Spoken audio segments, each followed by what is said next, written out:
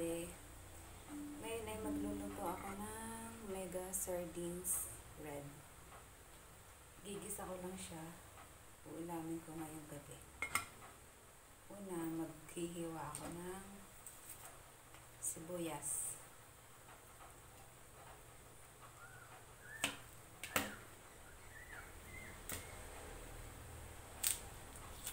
Masarap sana to na lahukan ng talbos ng kamote. Kaso wala kaming kamotehan dito eh. Saka sarado na yung palengke. Kaya ang gagawin ko, igigisa ko na lang siya. Meron naman ako ditong okra, yung steam. Kaya may kapartner siyang gulay. Ngayon, nahiwa ko na ang sibuyas. Mag-iinit na ako ng kawali.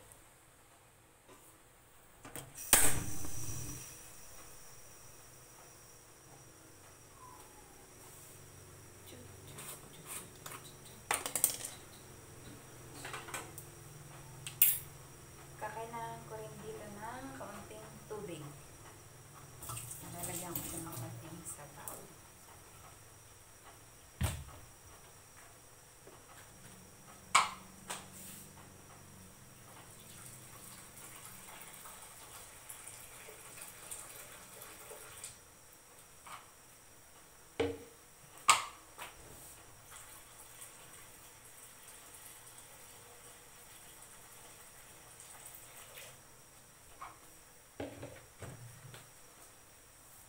Sardines.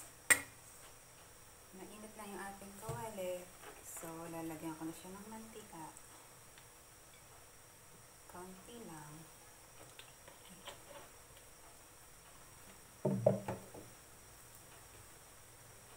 Masarap din siya lagyan ng sotanghon, guys. May sabaw. Okay. Medyo hintayin muna natin uminit ang mantika bago natin ilagay ang sibuyas.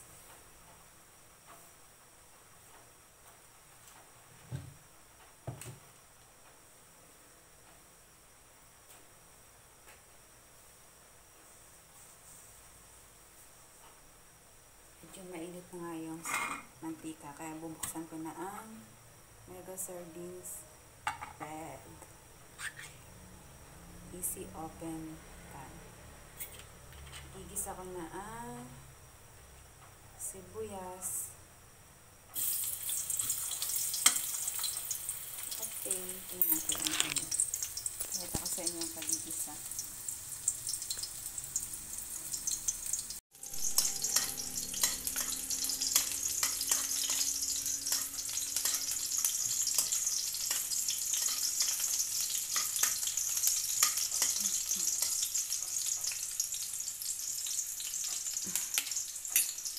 Lagay ko na ang mega sardines.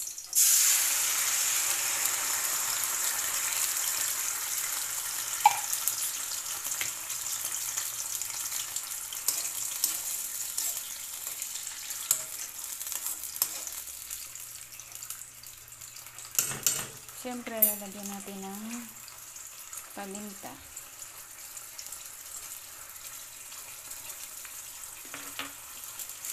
Magic sarap at kaunting asin para may lasa. Actually, para sumarap pala, hindi para may lasa. Kasi may lasa na ang mega sardines na nasa lata. Ayan guys, pakukulaan ko lang siya.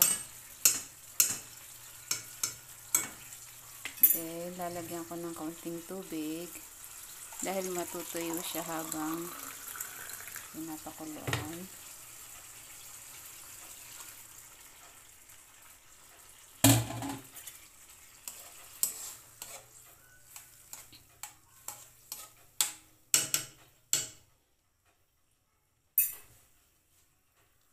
Hintayin ko lang siyang kumulo. Pag kumulo na, okay na.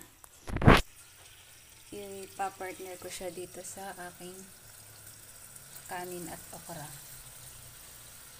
O, diba? Proud na naman ako ngayong gabi.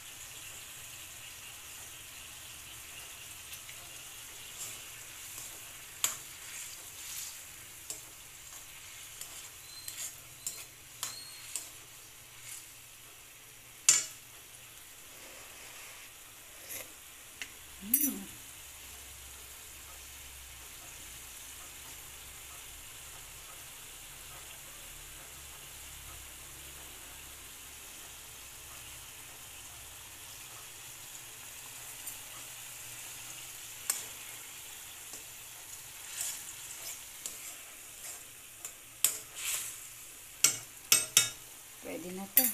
Thank you so much guys for watching. God bless us all.